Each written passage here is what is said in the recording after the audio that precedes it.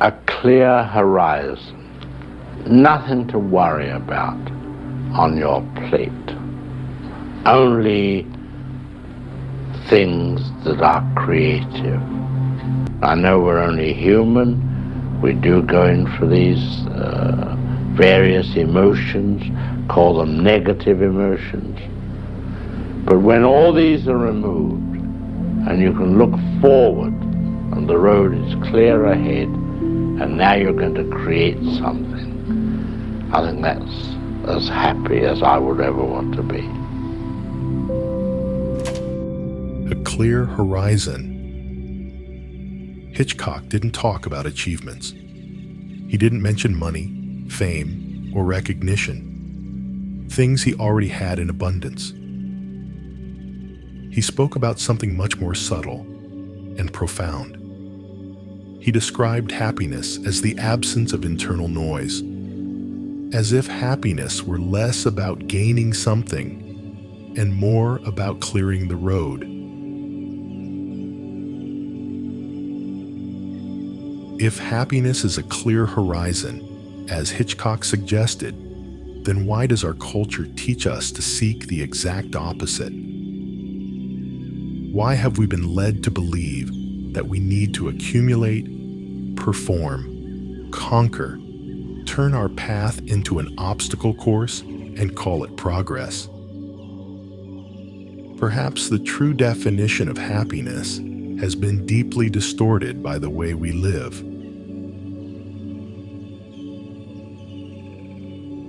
The Greeks had two words for happiness: Hedonia, immediate pleasure, the satisfaction of desires, the dopamine rushing through our veins when we get what we want, and Eudaimonia, something completely different. Aristotle called it human flourishing, a state of being good, of living according to one's deepest virtues, even when it does not bring immediate joy. This is where we lose our way. We confuse the two, turning hedonia into a kind of moral imperative, as if pleasure itself were a guiding law.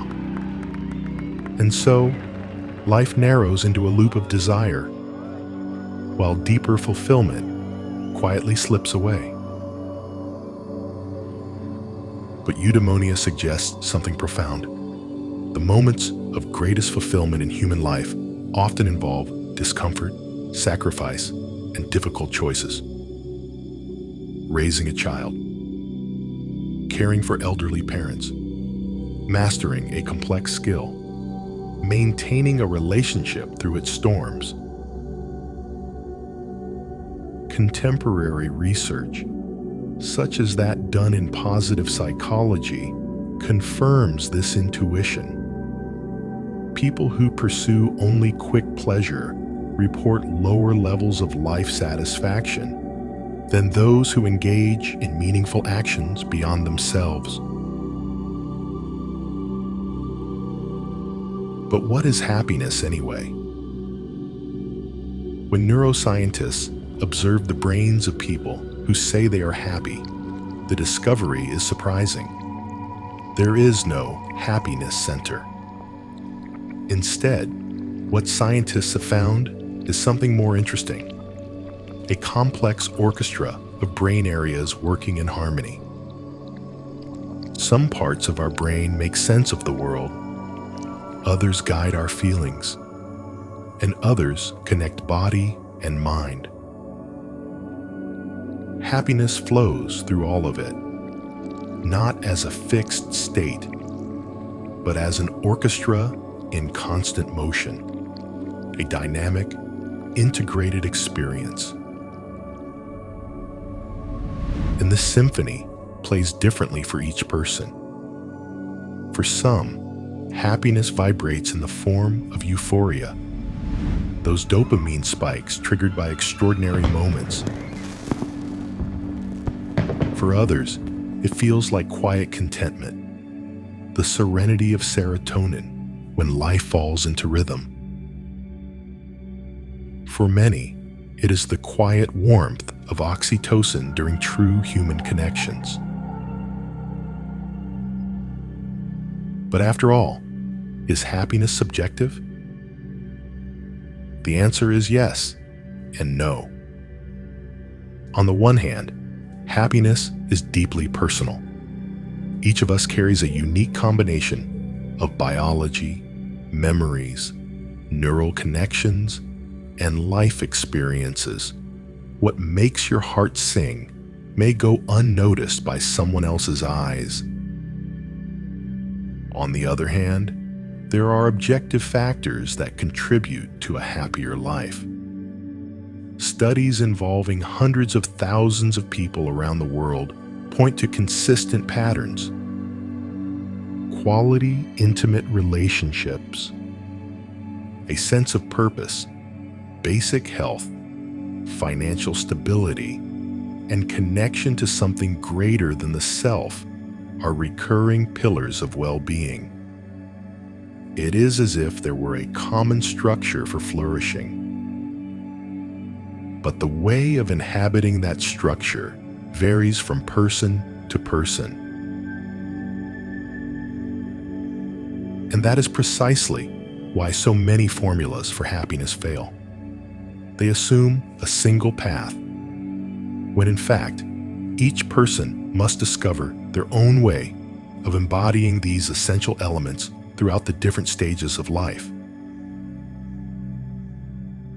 We are complex, and perhaps that is why self-knowledge is the starting point for a more serene and fulfilling life.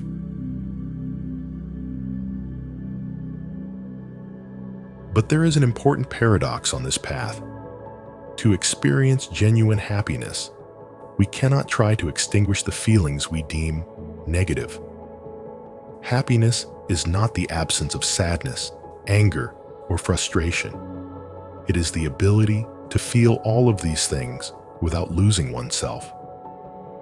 Difficult emotions are part of our emotional repertoire. They are signals that indicate where we need to grow, transform, or learn something new about ourselves. When we embrace these emotions, we can even transform pain into wisdom. Happiness, then, is not a state of continuous euphoria. It is a space where all emotions, pleasant or difficult, can exist. It is knowing how to welcome each feeling without rushing to push it away, and understanding that each one has something to teach us.